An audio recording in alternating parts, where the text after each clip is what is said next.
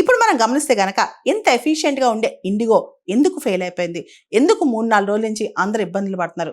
దానికి అనేక కారణాలు ఉన్నాయి. మొదటి కారణం, directorate general of civil aviation వాళ్ళు ఏదైతే FDTL flight duty time limitation rules తీసుకొచ్చారో అవి ఇండిగో పైన బాగా ప్రభావం చూపించాయన్నమాట.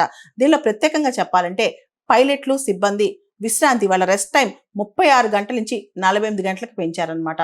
దాంతోపాటు రాత్రిపూట నైట్ ల్యాండింగ్ పరిమితులు వారానికి 6 నుంచి 2కు తగ్గించారు. అండ్ రాత్రి గంట అనే దానికి కొత్త నిర్వచనం తీసుకొచ్చారనమాట. అండ్ పైలట్లు వరుసగా 2 రాత్రి డ్యూటీలు మాత్రమే వారానికి చేయాలి, అంతకుమించి చేయకూడదు అనమాట. వీటన్నిటితో పాటు రకరకాల విమానయాన సంస్థలు ప్రతి 3 నెలలకు ఒకసారి అలసట నివేదికలను సమర్పించాలన్నమాట.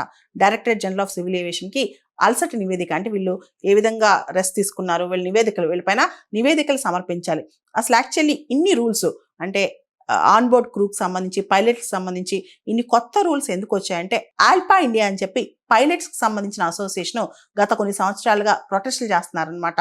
మాకు సరిగ్గా రెస్ట్ దొరకట్లేదు, మేము చాలా సీరియస్ జాబ్ చేస్తున్నాం, కానీ కంటిన్యూస్గా మాకు ఫ్లయింగ్ టైం పెరిగిపోయింది, దీనివల్ల మాకు చాలా ఫెటీగ్ వచ్చేస్తుంది, మాకు ఫుడ్ కానీ లేకపోతే ప్రాపర్ రెస్ట్ కానీ లేకపోతే మా వల్ల కాదని చెప్పి వీళ్ళు చాలా వరకు రిప్రజెంటేషన్స్ ఇస్తున్నారు. దాంతో directorate general of civil aviation వాళ్ళు ఫ్లైట్ డ్యూటీ టైం లిమిటేషన్స్ తీసుకొచ్చారనమాట.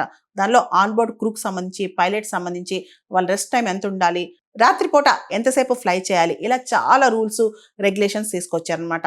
ఈ రూల్స్ అన్ని కూడా ఇండిగో పాటించలేకపోయింది.